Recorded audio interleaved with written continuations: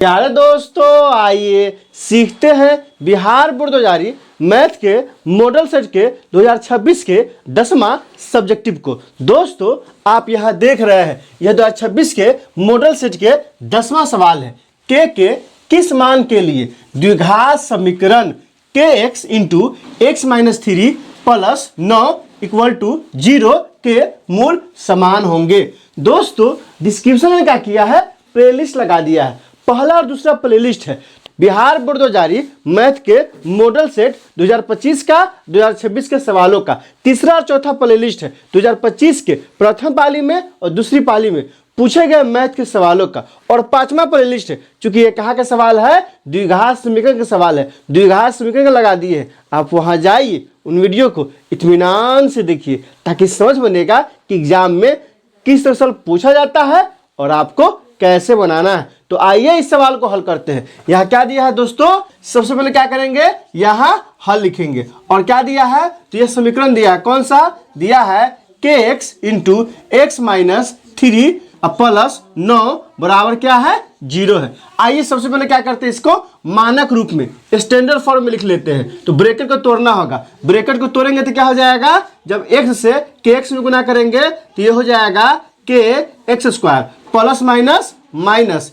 3kx और क्या हो जाएगा प्लस 9 इक्वल टू 0। यहाँ क्या कह रहा है, सवाल में कह रहा है कि मूल क्या है, समान है। तो यहाँ से क्या हो जाएगा दोस्तों, यहाँ से a का मान मानिएगा, a क्या हो जाएगा, x स्क्वायर का गुणांक कितना है, k है तो k हो जाएगा। फिर b का मान क्या हो जाएगा, b का मान x का गुणांक 3 के ही नहीं होगा, क्योंकि चिन्ह क्या है, माइनस है ना, इसलिए क्या हो जाएगा, b का मान माइनस 3 के। और क्या हो जाएगा दोस्तों, c का, तो c क्या होता है, अचर पद कितना है, 9 है तो प्लस 9 हो जाएगा। अब यहाँ से क्या करते हैं, क्योंकि यहाँ सवाल में कह रहा है मूल समान है तो यहाँ लिखेंगे, क्या लिखेंगे, प्रश्न से, चूंकि मूल क्या है, समान है। और हम लोग अच्छे से जानते हैं, क्या जानते हैं, प्रश्न से कह रहा है मूल समान है। और हम लोग जानते हैं कि किसी भी द्विघात समीकरण का मूल समान हो उसका विवेचक या विविध कर क्या होता है, 0 के बराबर होता है। इसलिए यहाँ से क्या हो जाएगा, d बराबर क्या हो जाएगा, 0 होगा। d का मतलब क्या है,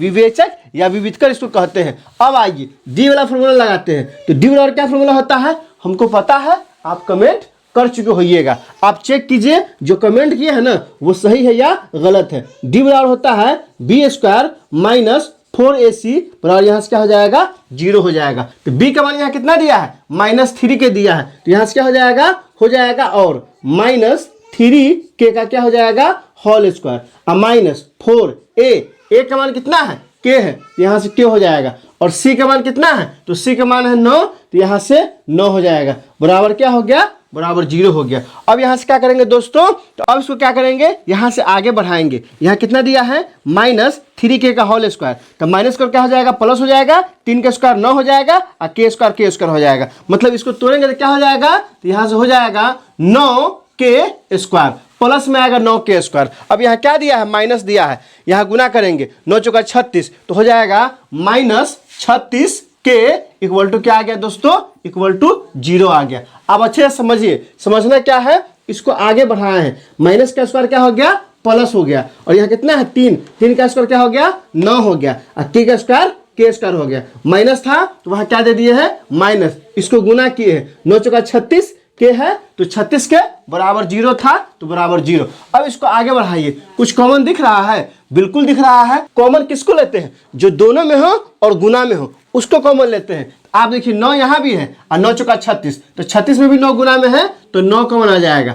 k स्क्वायर है तो k यहाँ भी है, k यहाँ भी है तो k कॉमन हो जाएगा। तो यहाँ से क्या बच जाएगा, सिर्फ k और -4 इक्वल टू 0 बच जाएगा। अब यहाँ से आपको ध्यान देना होगा, ध्यान क्या देना होगा दोस्तों, तो 9 के बराबर क्या हो जाएगा, तो 9 के बराबर हो जाएगा 0। 0 क्यों हो जाएगा, क्योंकि दोनों गुना में है और इधर क्या है, 0 है। तो इसको k-4 को जब इस बार बट्टा में लाएंगे तो 0 में k-4 से भाग करेंगे तो सब के सब क्या हो जाएगा, 0 हो जाएगा। तो 9k का मान क्या आ जाएगा, 0 के बराबर। तो यहाँ से k बराबर क्या हो जाएगा, k बराबर हो जाएगा 0/9 बराबर क्या आ गया, 0, अर्थात k का मान क्या आ गया, 0 आ गया। अब दोस्तों यहाँ से देखिए क्या देखना है आपको, अब देखिए यहाँ से ये दोनों क्या आपस में गुना में है तो 9k को इस पर लाएंगे तो बट्टा में ना आएगा तो 0/9k क्या आ जाएगा, 0 आ जाएगा। मतलब क्या हुआ कि k-4 का मान 0 है, तो यहाँ से हो जाएगा और के -4 इक्वल टू क्या आ गया 0। तो यहाँ से के बराबर क्या आ जाएगा, तो यहाँ से के बराबर आ जाएगा 4। तो देखिए के का मान 2 आ गया,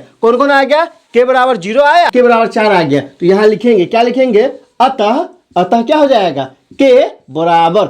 अब सोचिए कि 0 लेंगे कि 4 लेंगे, तो यह डिसाइड कहाँ से होगा, यहाँ से होगा। अगर आप के का मान 0 रखते हैं तो जैसे ही यहाँ 0 रखिएगा ना तो ये पूरा का पूरा गायब हो जाएगा। क्यों, क्योंकि के से 0 हो जाएगा, 0 में 100 से गुना कीजिएगा ये पूरा क्या हो जाएगा, ये 0 हो जाएगा। और जैसे ही 0 होगा तो ये द्विघात समीकरण होगा ही नहीं। इसलिए के बराबर 0 क्या है, यहाँ इनवैलिड मान है, के बराबर 0 हम नहीं ले सकते हैं। क्यों, क्योंकि द्विघात समीकरण बनेगा ही नहीं जब के बराबर 0 लेंगे। इसलिए क्या लेंगे, तो सिर्फ और सिर्फ क्या लेंगे, के बराबर 4 लेंगे। यहाँ से क्या हो जाएगा, के बराबर 4, यही हमारा आंसर हो गया। दोस्तों आप क्या कीजिए, कॉपी कलम उठाइए, इसे अच्छे से नोट कीजिए, कम से कम 10 नहीं तो 5 दोस्तों के बीच शेयर कीजिए। दोस्तों इसमें कहीं कोई दिक्कत है आप कमेंट करके हमें बता सकते हैं। क्या आपने सीख लिया, कमेंट करके बताइए, इंतजार रहेगा। वीडियो अच्छी लगी हो तो लाइक कीजिए, मेरे चैनल को सब्सक्राइब कीजिए, ज़्यादा से ज़्यादा शेयर कीजिए। बहुत बहुत शुक्रिया।